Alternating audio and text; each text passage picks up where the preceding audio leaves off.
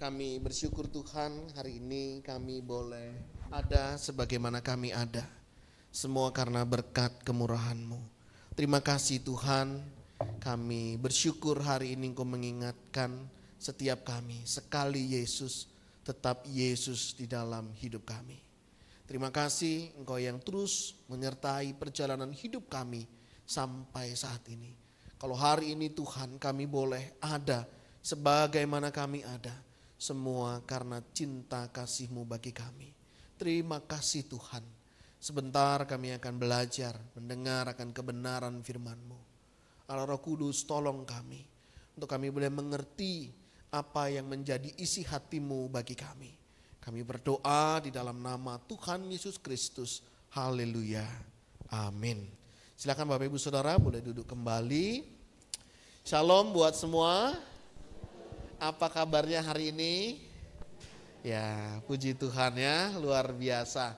Kita sungguh bersyukur ya, kita boleh Tuhan berkati sampai hari ini. Tidak terasa ya, setengah tahun hampir kita lewati ya. Ini udah bulan 6, akhir bulan begitu ya. Dan ini semua saya percaya berkat kemurahan Tuhan. Nah Bapak Ibu Saudara yang dikasihi dan mengasihi Tuhan, tema renungan firman Tuhan hari ini adalah menemukan sukacita dalam perjalanan hidup ya. Jadi tema kita hari ini adalah menemukan sukacita dalam perjalanan hidup. Nah, kita akan mendasarinya dari kitab Filipi ya. Filipi pasal yang keempat ayat 8 sampai 9. Nah, ini ya. Di sini ada yang namanya Filipi, gitu ya. Jadi saya minta saudara Filipi yang membacakannya. Nggak kebetulan nih kayaknya Filipi ya. Silakan Filipi boleh membacakan untuk kita semua. Filipi 4 ayat 8 sampai 9. Boleh berdiri? Iya, ini ya anaknya ganteng gitu ya. Nah, sip, silakan. Filipi 4 ayat 8 sampai 9. Akhirnya saudara-saudara, semua yang benar, semua yang mulia, semua yang adil, semua yang suci, semua yang manis, semua yang sedap didengar, semua yang disebut kebajikan dan patut dipuji, pikirkanlah semuanya itu. Apa yang telah kamu pelajari, yang telah kamu terima, yang telah kamu dengar, dan yang telah kamu lihat dariku, lakukanlah itu. Demikian Allah sumber damai sejahtera akan menyertai kamu. Amin. Amin. Terima kasih ya. Iya. Amin. Demikianlah firman Tuhan ya. Berbahagialah setiap kita membaca, mendengar, terlebih bagi setiap kita yang melakukannya. Haleluya. Haleluya. Haleluya. Haleluya.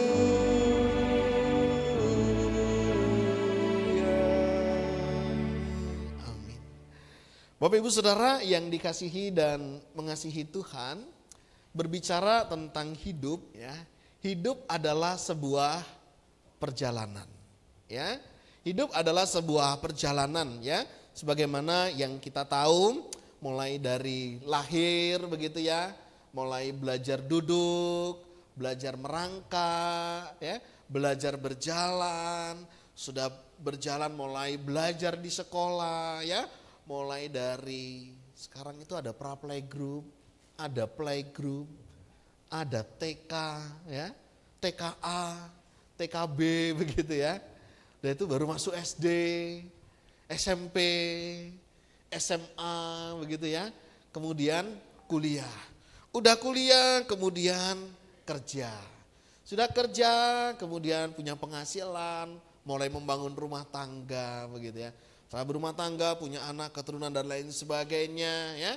Kemudian masuk dalam usia senja ya. Dan kemudian kita akan kembali lagi kepada Sang Pencipta.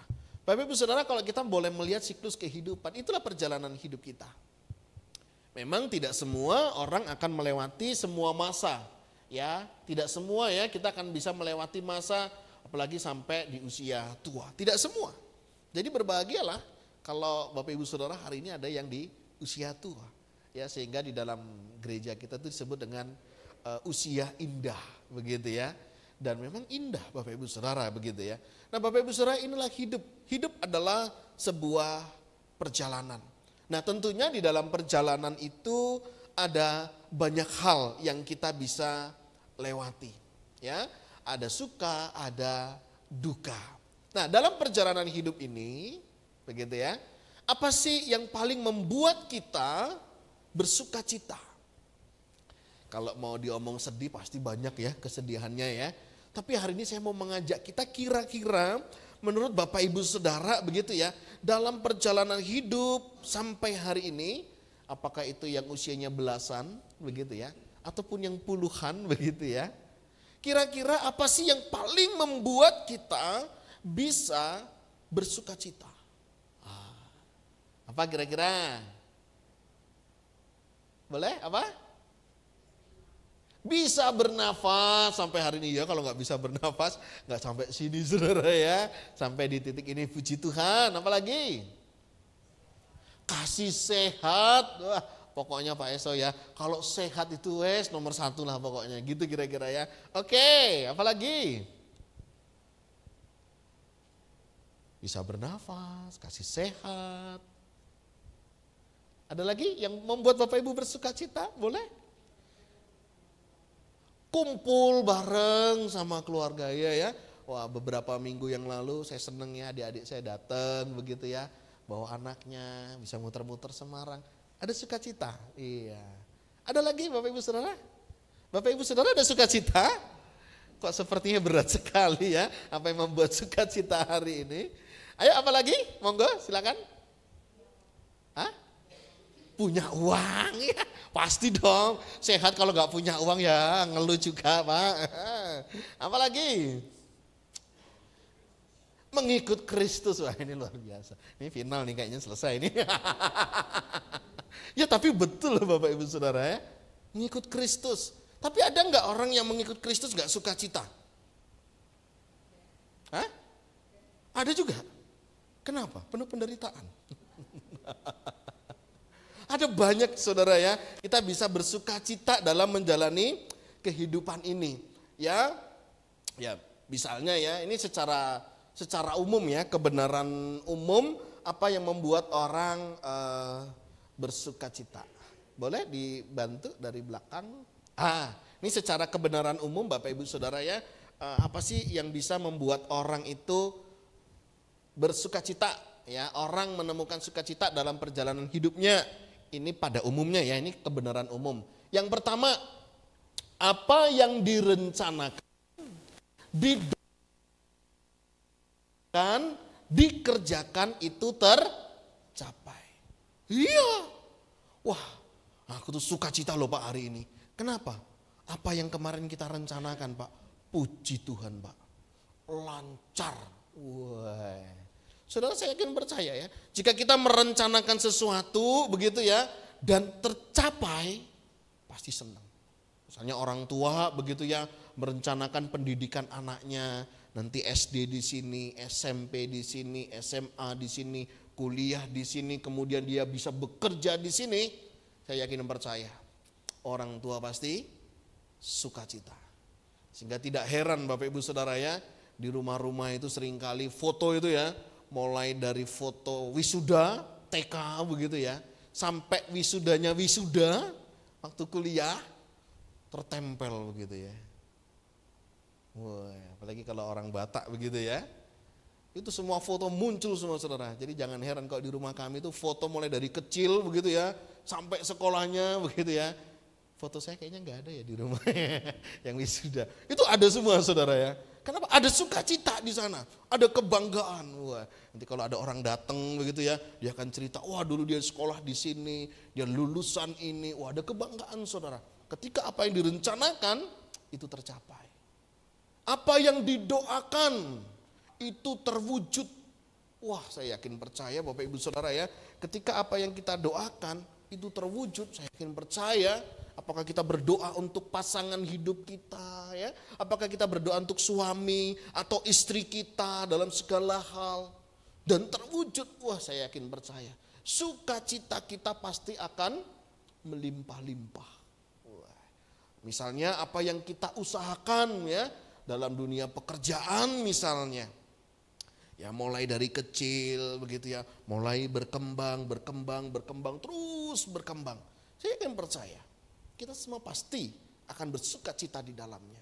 Apa yang diusahakan, apa yang dikerjakan tercapai, itu membuat kita bisa bersuka cita.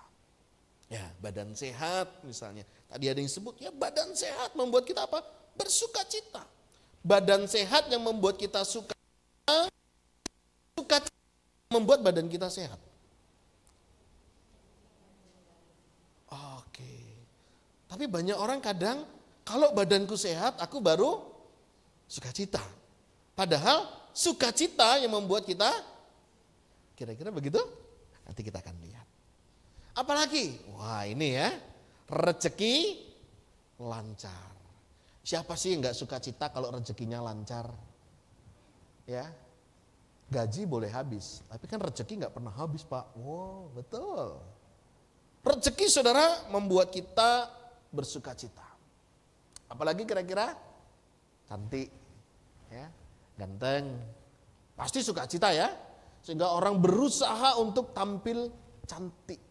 Berusaha untuk tampil ganteng. Tadi pas mau doa, sebelah saya itu Kevin, dia single. Pak, ganteng kali Bapak hari ini katanya. Seneng saya saudara. Saya mau bilang, jas baru nih Vin, saya bilang. Cuman gak enak saya sama dia. Saudara seneng kan? Dibilang cantik, dibilang ganteng gitu. Pasti ada rasa senang. Pasti ya. Apalagi kalau kita punya segala yang diinginkan. Pasti ini saudara ya, bisa membuat kita mengalami sukacita yang luar biasa. Pertanyaannya, ketika kita tidak mengalami ini semua, apakah kita juga bisa bersukacita? Sadar tidak sadar Bapak Ibu Saudara, dalam perjalanan hidup kita, tidak semua yang kita rencanakan, tidak semua yang kita doakan, yang diusahakan, bahkan dikerjakan itu tercapai sesuai dengan apa yang kita harapkan. Tidak selalu badan kita sehat, tidak selalu rezeki kita lancar, tidak selalu kita punya segala sesuatu yang kita inginkan. Apakah ketika kita tidak memiliki ini semua membuat kita kehilangan sukacita? Tidak banyak ya orang bisa bersukacita gara-gara hal-hal yang demikian. Sehingga tidak heran Bapak Ibu Saudara, tidak banyak orang bisa menemukan sukacita dalam perjalanan hidupnya. Jika sukacita kita hanya berdasarkan apa yang kita harapkan dan pikirkan ini. Oleh sebab itu Bapak Ibu Saudara, tema kita hari ini menemukan sukacita dalam perjalanan hidup. Mau mengingatkan kita bagaimana kita bisa tetap bersukacita dalam segala situasi dan kondisi. Bukan situasi dan kondisi inilah yang membuat kita sukacita. Tapi sukacita itu sendirilah yang semestinya membuat kita bisa menikmati hidup ini. Kalau kita melihat di dalam kitab Filipi pasal 4 ayat 8 hingga 9, khususnya di ayat yang ke-9 dikatakan Allah sumber damai sejahtera.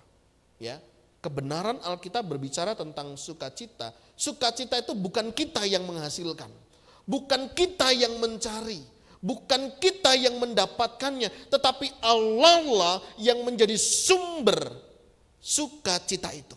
Karena dia adalah sumber damai sejahtera. Ketika Yesus meninggalkan kita, dia tidak membiarkan kita begitu saja. Tetapi dia katakan, dia akan memberikan damai sejahtera kepada setiap kita. Damai sejahtera yang Tuhan berikan berbeda dengan dunia berikan. Kalau dunia ya mungkin hari ini lancar rezeki kita, tapi belum tentu besok. Hari ini badan kita bisa sehat, belum tentu besok selalu sehat. Kalau kita hanya menggantungkan berdasarkan situasi dan kondisi, kita nggak akan pernah bisa hidup dengan sukacita.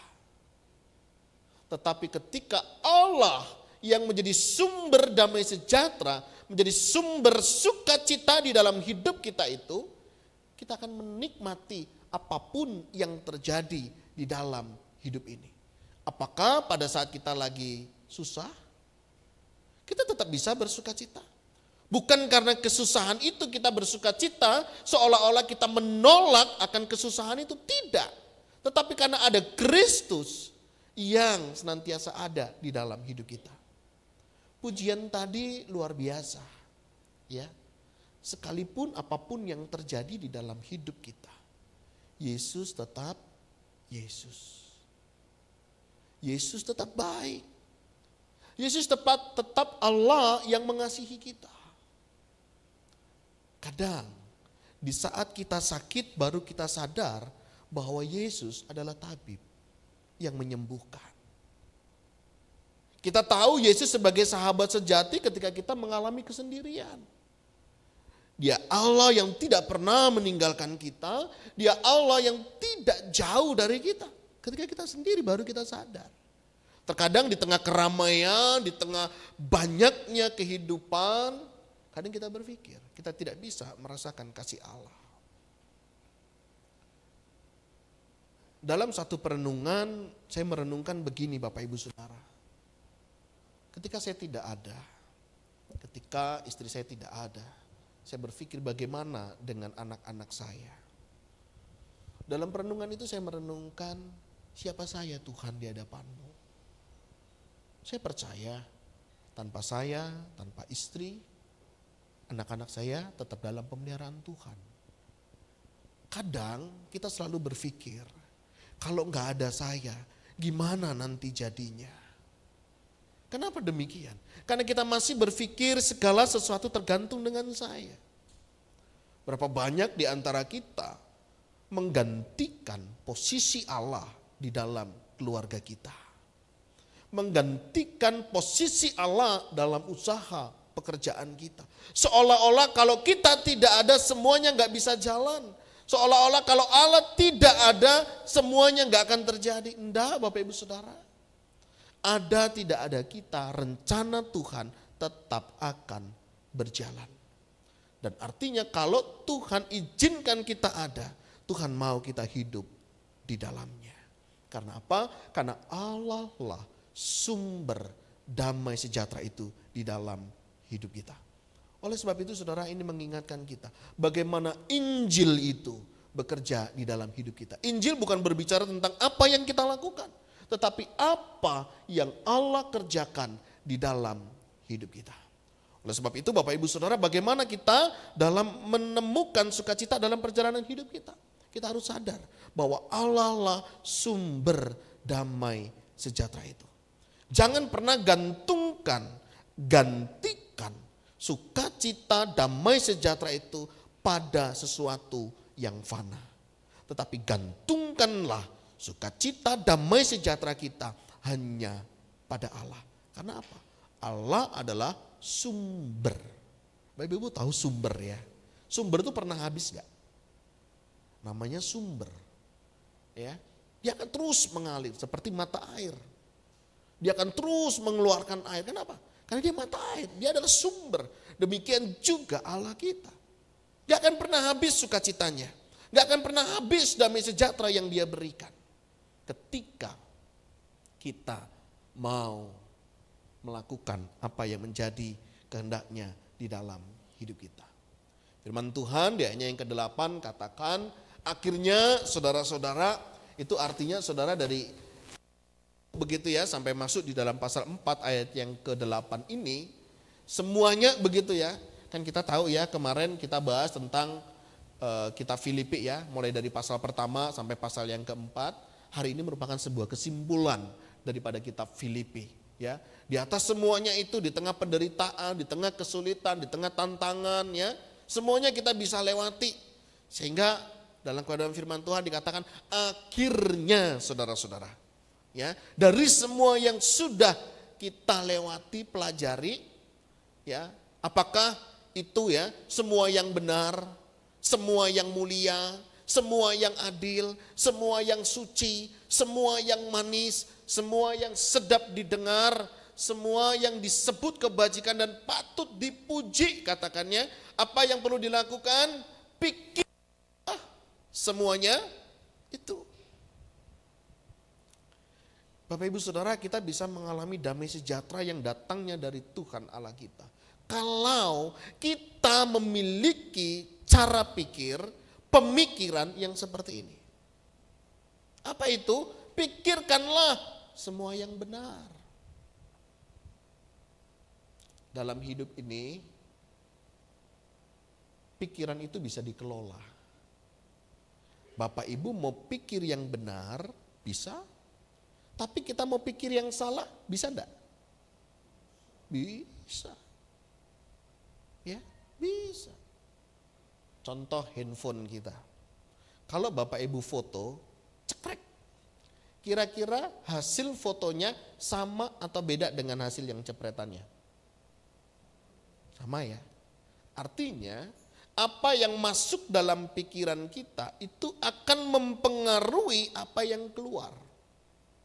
Jadi kalau kita memikirkan hal-hal yang benar, semestinya yang keluar juga hal yang benar. Kalau yang keluar yang tidak benar, berarti apa yang kita masukkan? Sesuatu yang tidak benar. Coba kita akan koreksi di dalam diri kita. Apakah yang kita pikir hari ini sudah sesuatu yang benar? Atau kita lebih banyak memikirkan sesuatu yang salah-salah.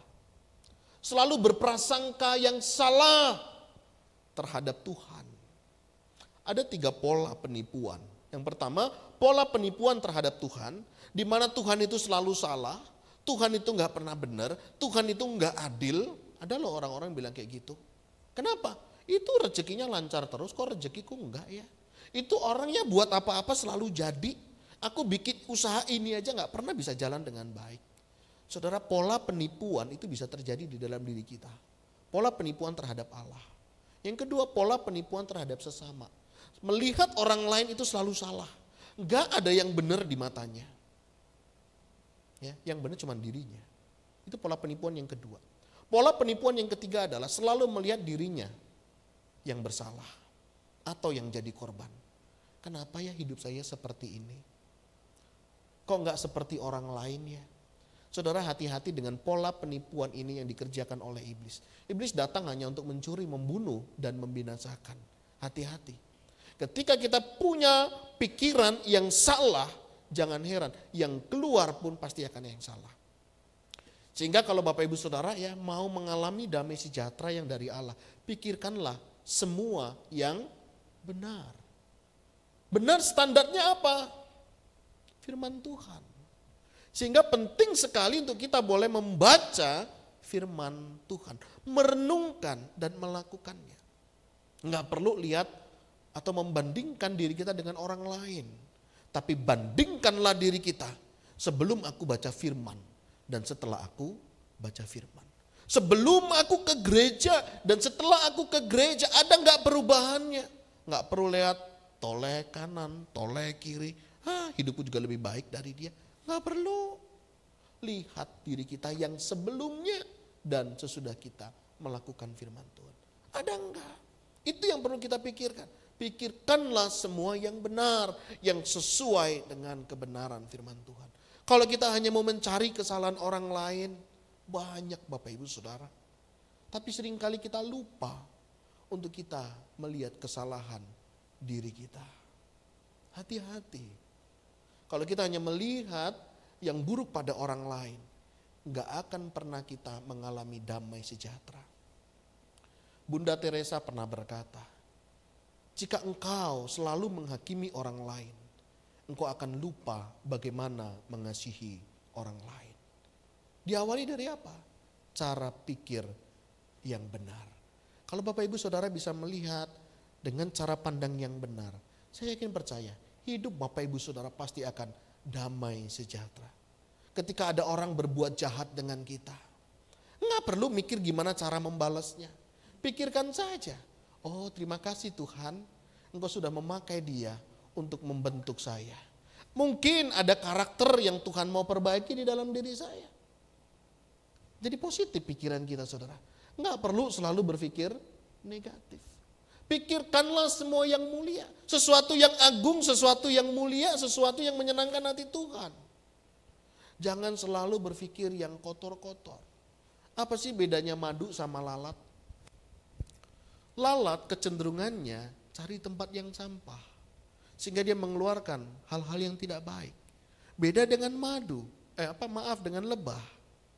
Lebah dia mencari madu, ya, sari-sari itu ya. Kemudian menghasilkan madu. Beda sumber, beda hasil. Demikian juga cara pikir kita. Kalau saudara memikirkan hal-hal yang mulia, saya yakin percaya, saudara juga pasti akan mendapatkan hasil yang mulia. Kenapa sih orang bisa bahagia hanya dengan duduk tenang? Karena apa? Pikirannya tenang, Bapak Ibu Saudara. Tapi ada orang begitu banyak aktivitas, kegiatan dan sebagainya, tapi tidak mengalami damai sejahtera. Kenapa? Pola pikirnya. Pikirkan semua yang benar. Pikirkan semua yang mulia. Pikirkan semua yang adil. Adil, jangan berpikir bahwa adil itu sama rata. Adil itu enggak sama rata, Bapak Ibu Saudara. Bayangkan ya, Tike sama Kevin misalnya. Dikasihlah makan begitu ya. Kira-kira apa, Vin? Martabak begitu ya. Martabak ya, pas malam latihan itu dikasih martabak begitu ya. Kue terang bulan lah kalau di sini. Kue terang bulan ya, betul ya. Sama-sama ini dimakan yang adil ya, begitu ya. Konsep kita adil berarti Kevin itu makan 2. Tike makan 2. Adil nggak kira-kira? Adil menurut perhitungan kita. Tapi tidaklah demikian adil. Bagi Tike 2, wah banyak kali nih. Walaupun pengen nambah dia. Banyak kali 2 ini. Sedangkan bagi Kevin cuman 2. Ya elah.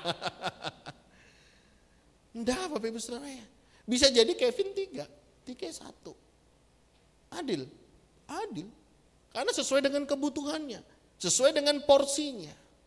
Kadang kita mengukur rezeki kita sama orang lain kan begitu. Harus adil dong Tuhan. Kalau tetanggaku punya ini, aku harus punya ini. Kalau tetanggaku punya penghasilan sekian, aku juga harus sekian. Bayangkan saudara kalau hidup bertetangga, cara mengukur keadilan dengan cara demikian. Giliran rezeki kita minta adil, tapi giliran kesusahan, kalau bisa sana lebih banyak. Enggak demikian. Saya percaya berkat Tuhan itu sudah Tuhan ukur, sudah Tuhan takar dan enggak mungkin tertukar. Artinya Tuhan memberikan pasti sesuai dengan kebutuhan. Kalau hari ini Tuhan beri lebih, Tuhan pasti punya rencana. Kalau Tuhan kasih pas, ya itulah memang standarnya yang sudah Tuhan berikan. Mari kita lihat keadilan Tuhan. Itulah cara Tuhan memelihara hidup kita. Bukan berarti kalau di sana orang punya banyak berkat rezeki, mereka nggak punya kebutuhan. Kalau Tuhan berikan lebih buat mereka, pasti Tuhan punya rencana dalam hidupnya. Jangan kita selalu melihat orang enak ya orang itu ya. Hidupnya selalu melimpah berkatnya. Saudara, kadang kita, kalau kata orang Semarang ya, uang sinawang. Enak sepertinya kita lihat hidup orang lain. Padahal orang lain lihat hidup kita, enak kali dia ya. Malam gak perlu begadang, gak perlu pikirkan akhir bulan. Setiap bulan dia sudah tenang hidupnya. Kadang kita hanya melihat enaknya saja. Pergumulan yang orang sudah lewati kita gak pernah tahu. Sehingga tidak heran sulit mengalami sukacita kalau ukuran keadilan hanya berdasarkan diri kita. Pikirkanlah semua yang suci, sesuatu yang baik, ya, yang suci, yang kudus, sesuatu yang terpisah dari yang lainnya. Perlu kita pikirkan bagaimana kita hidup, ya, hidup suci. Walaupun dalam proses kita dalam pengudusannya. Mari kita pikirkan Bapak Ibu Saudara ya. Dulu sebelum kita di dalam Tuhan nggak bisa kita nggak berbuat dosa. Selalu aja kecenderungannya berbuat dosa. Tetapi setelah kita di dalam Tuhan, kita bisa loh tidak berbuat dosa. Dulu nggak bisa kalau nggak ngomongin tetangga. Sekarang bisa kok nggak ngomongin tetangga. Dulu nggak bisa saudara kalau nggak menilai keburukan orang lain. Pokoknya nilai aja gitu ya. Saking kritisnya begitu. Nggak bisa. Tapi setelah dia di dalam Tuhan, rajin baca firman Tuhan, beda penilaiannya. Dulu lebih banyak begitu yang menilai hal-hal negatif. Sekarang mulai belajar untuk memuji. Pikirkan yang suci saudara. Ya. Berapa banyak sih kita lebih banyak memuji orang daripada menilai negatif orang lain. Tapi memuji juga jangan tulus ya. Jangan dengan yang lain. Nanti salah pun kita puji bahaya. Ya, orang jadi korbannya. Puji dengan tulus. Memang sesuatu yang layak dipuji kita perlu puji. Ya. Saya senang ya lihat si Vano itu. Tadi malam itu lihat sirkus begitu ya. Dia lihat sirkus. Pertama tuh dia bosen minta pulang, Pak pulang lagi kita. Aku pengen main gini-gini. Bentar ya, tunggu sebentar. Ini sirkusnya udah mau main saya bilang. Akhirnya sudah main saudara, setengah jam dia berdiri saudara. Setiap habis adegan dia langsung berdiri tepuk tangan dia. Duduk lagi. Selesai permainan tepuk tangan. Ada 4 pertunjukan tepuk tangan terus dia. Artinya apa? Dia belajar memberikan apresiasi. Saudara perlu kita memberikan apresiasi pada tempat waktu yang tepat. Tapi jangan ya salah kita apresiasi, bahaya. Kenapa? Dia pikir benar, dia akan lakukan lagi. Padahal itu sesuatu yang salah. Pikirkan semua yang suci. Pikirkan semua yang manis. Coba saudara pikirkan yang manis-manis. Ya. Jangan yang pahitnya aja hidup ini kita pikirkan. Yang manis juga banyak. Satu kali waktu saya pulang ke kampung, bapak saya sakit. Saya sadar sakitnya itu separuh dari hidupnya saudara. Dia sakit yang sudah bertahun-tahun. Dia selalu ngeluh, aduh sakit, aduh sakit, aduh. Selalu begitu. Saya tanya sama bapak, Pak usia bapak berapa sekarang? 63 le kata dia. Oke saya bilang, bapak sakit berapa lama? 30 tahun kira-kira. Jadi sehatnya bapak sama sakitnya bapak mana lebih banyak saya bilang. Ya sehat le 33 tahun. Ya. Tetap bersyukur ya pak. Gak mudah memang. Tapi dengan bapak bersyukur, bapak bisa menikmatinya. Bapak gantilah ya waktu ngeluh, bapak ganti kata dengan haleluya. Haleluya. Gak mudah saudara ya. Haleluya. Tapi nahan sakit gitu ya. Tapi dengan terbiasa dia lakukan. Dia kalau sakit Bapak Ibu Saudara ya, puji Tuhan dia. Nyanyi dia, sambil tarik selimutnya begitu ya. Haleluya. Dia sambil puji Tuhan. Dan saya bersuka cita saudara, sampai akhir hidupnya dia tetap memuji Tuhan. Enggak mudah. Ya, kadang kita sakit sehari, 2 hari ya. Kebaikan Tuhan yang begitu banyak kita sudah lupa. Apalagi yang bertahun-tahun. Saudara, sakit penyakit tidak membuat kita kehilangan sukacita mestinya. Karena apa? Kebaikan Tuhan, cinta kasih Tuhan jauh lebih banyak. Pikirkanlah yang manis-manis. Ketika engkau melihat sesuatu yang tidak baik diperbuat oleh orang lain, pikirkanlah yang manis. Oh, maksudnya dia mungkin ingetin saya. Oh, maksudnya besi menajamkan besi, manusia menajamkan sesamanya. Positif lagi kita melihatnya. Ketika ada orang tiba-tiba misalnya ya, buru-buru ya, tiba-tiba gak ngelihat kita sapa, dia tidak membalas, jangan langsung berpikir negatif. Oh mungkin dia lagi buru-buru, ada sesuatu yang dia kejar, gak perlu kita langsung, tuh kan, dia itu kayaknya sekarang berubah sama saya. Saya ajak ngobrol gak mau lihat, saya tegur dia biarkan saja. Saudara capek hidup seperti itu. Nikmatin aja, oh saya selalu berpikir apa? Beberapa kemungkinan. Kenapa ya orang begini dengan saya? Oh 1, 2, 3. Sehingga saya menikmati hidup lebih enak saudara. Saya gak mudah sakit hati, gak mudah jengkel sama orang. Sudah, selesai. Ada orang itu dipikir, kenapa ya tadi dia kok gini sama saya ya? Padahal dia udah saya beginikan loh. Kok dia begini dengan saya? Tidur gak bisa makan, makan gak bisa tidur. Nggak enak saudara hidup seperti itu, hanya memikirkan yang lain. Pikirkanlah semua yang manis. Pikirkan semua yang sedap didengar. Ada banyak orang bercerita tentang kita. Ada begitu banyak orang mengkomentari kita. Pikirkan aja saudara apa yang sedap didengar. Oh puji Tuhan, berarti dia perhatian dengan saya. Jadi saudara kalau ada orang ngomongin kita, menjelekkan kita, jangan dianggap negatif. Pikirkan semua yang sedap didengar apa? Oh berarti orang itu perhatian loh dengan saya. Luar biasa ya perhatiannya ya. Cara makan saya, cara jalan saya, cara saya berkomunikasi. Coba nggak semua orang loh Bapak Ibu Saudara memperhatikan kita. Tapi ketika ada mereka yang memperhatikan kita, mestinya apa? Puji Tuhan. Jangan dipandang negatifnya saja. Ya, pikirkan semua yang sedap didengar. Wah, bersyukur perhatian juga ternyata dia ya. Ada penggemar saya. Itu Bapak Ibu Saudara. Jangan yang jeleknya saja. Pikirkan yang baiknya. Ya, semua yang disebut kebajikan puji katakan apa? Pikirkanlah semuanya itu. Kalau Bapak Ibu Saudara kita semua bisa memikirkan ini semuanya dengan cara demikian, saya yakin percaya. Sumber damai sejahtera Allah itu tadi yang sudah diberikan kepada kita akan kita alami dengan sukacita. Setelah apa yang kita pikirkan, begitu ya.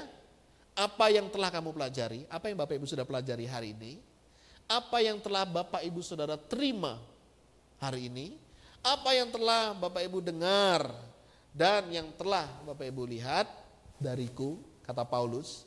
Ini luar biasa ya Paulus ya. Paulus tuh berani ya. Jadi ya jemaat Filipi, apa yang telah kamu pelajari, apa yang telah kamu terima, apa yang telah kamu dengar dan lihat dari diriku, katanya. Ada nggak kita berani kayak gitu sama anak-anak kita? Anak-anakku, lihat papa. Apa yang sudah papa ajarkan?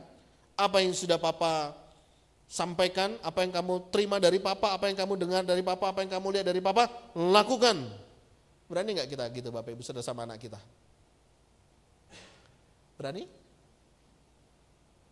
Yang baik-baik mungkin kita berani. Tapi hal yang lain? Belum tentu. Ada satu kebiasaan saya yang kurang baik dicontoh anak saya. Ini contoh Bapak Ibu Saudara ya, nggak apa-apa, mengaku dosa. Jadi anak-anak ini kan suka main handphone begitu ya. Kalau lagi asik main handphone, nggak ada yang mau denger. Nah, Vano, istirahat dulu handphonenya, matanya. Ya Pak, sekali. Oke. 5-10 menit lagi, nggak dilepas lagi handphone ya. Nana, Vano. Ya. Nggak dilakukan lagi saudara. Ketiga kali. Udah lama itu main handphonenya. Udah mulai naik kan oktavnya gitu ya kan. Yang 1 oktav, 2 oktav sampai naiklah 10 oktav. Katanya. Nggak dilakukan juga. Keluar saya dari kamar. Saudara, cabut internet. Orang tua kan gitu ya kan. Cabut internet. Baru mereka letakkan semua handphone kita. Pikir saya, wah ini juga anak-anak ini ya. Lebih takut dia sama internet ya kan daripada bapaknya. Satu kali lagi asik nonton saya kan. Pak, minta tolong Pak. Apa no? Ambilkan air dulu, nggak bisa nih Pak, air galon habis. Ntar ya. Ya, tunggu lagi sama si Vano ini kan. Pak, udah haus aku katanya. Bentar gue bilang. Pak, udah haus aku. Bentar. Tahu saudara apa yang dilakukan oleh Vano? Gak sabar dia, cabut kabel. Diem dia. Mati TV, mau gak mau kan saudara ya? Pergi saya ngambil air minum. Beranikah saya berkata, no, apa yang kamu pelajari? Apa yang kamu terima? Apa yang kau dengar? Apa yang kau lihat dari bapakmu? Kok gak mau keluar ini? Boleh dibantu Ren? Lakukan itu ya. Enggak kusuruh si Vano, sudah dilakukan Bapak Ibu Saudara. Bayangkan. Cabut internet yang kulakukan, cabut TV kabelku sama dia. Enggak mudah Bapak Ibu Saudara kita ya. Kadang kita seringkali mencontohkan sesuatu yang tidak baik buat anak-anak kita. Artinya sadar tidak sadar kita adalah role model buat anak-anak kita. Saudara mau lihat orang tua kita, lihat dari anaknya. Sederhana. Enggak beda jauh lah itu, kira-kira begitu. Ya. Artinya ini menjadi tuntutan buat kita hari ini sebagai anak-anak Tuhan. Apa yang kita ajarkan, apa yang kita contohkan, baik dalam perkataan maupun perbuatan, itu akan dilakukan oleh anak-anak kita. Artinya penting sekali kita mengajarkan, mencontohkan sesuatu yang baik. Sehingga di ayat yang ke-8, apa yang sudah semuanya kita pikirkan, ya, Paulus berani berkata, jemaat Filipi, ingat ya apa yang sudah kamu pelajari, apa yang kamu terima, kamu dengar, kamu lihat dariku, kata Paulus, lakukanlah itu. Ini menjadi tantangan buat kita hari ini sebagai orang tua. Sudahkah kita memberikan contoh yang baik buat anak-anak? Sudahkah kita memberikan contoh yang baik buat anggota keluarga kita? Apa yang hari ini engkau lakukan, itu yang akan dilakukan kelak. Ya, bagaimana cara kita memperlakukan orang tua kita? Kadang repot ngurus orang tua. Betul enggak? Capek kadang ngurus orang tua. Apalagi yang sakit. Enggak mudah. Dituntut kesabaran. Dituntut untuk kita hati yang tetap bersuka cita melayani. Tapi itu menjadi kesempatan kita mengajarkan kepada anak-anak kita bagaimana kelak mereka akan memperlakukan kita sebagai orang tua. Itulah kesempatan kita. Kita nggak bisa mengajari anak-anak kita bagaimana merawat orang tua kalau kita sendiri tidak bisa merawat orang tua kita. Kita nggak bisa membangun relasi dengan saudara kalau kita sendiri tidak memiliki relasi yang baik dengan saudara kita. Saya sengaja setiap tahun berapa waktu sekali saya ajak anak-anak saya berkunjung ke saudara-saudara saya. Supaya apa? Orang Jawa bilang nggak kepaten obor. Kadang kita orang tua gagal mengajarkan hal-hal kayak gitu. Sudah bertumbuh besar gak kenal satu dengan yang lainnya. Gak bisa. Itu yang perlu kita ajarkan. Sehingga kerukunan itu tercipta di tengah keluarga. Termasuk keteladanan kita bagaimana merawat orang tua. Cara kita merawat orang tua hari ini, karena kita sedang mengajarkan kepada anak-anak kita. Bagaimana anak-anak kita nanti merawat kita sebagai orang tua. Kita gak akan pernah bisa mengajarkan, meneladankan kepada mereka kalau kita sendiri tidak pernah memperlakukan yang terbaik untuk orang tua kita. Karena apa yang anak-anak lihat, itulah yang akan mereka lakukan di dalam kehidupannya. Firman Tuhan hari ini mengingatkan, semua yang kita pikirkan, kita lakukan. Maka ya, Allah sumber damai sejahtera akan menyertai kamu. Saudara, kalau kita sudah memiliki cara pikir yang baik, melakukan hal yang baik, saya yakin percaya, damai sejahtera yang sudah Allah berikan, itu akan bekerja di dalam hati dan pikiran kita. Jadi kalau hari ini kita kehilangan sukacita, hari ini kita tidak mengalami sukacita, tidak mengalami yang namanya damai sejahtera, coba dicek pikiran kita, apa yang kita pikirkan. Setelah kita cek cara pikir kita, mari kita cek apa yang sudah kita lakukan. Kiranya Allah sumber damai sejahtera menyertai sampai selama-lamanya. Amin.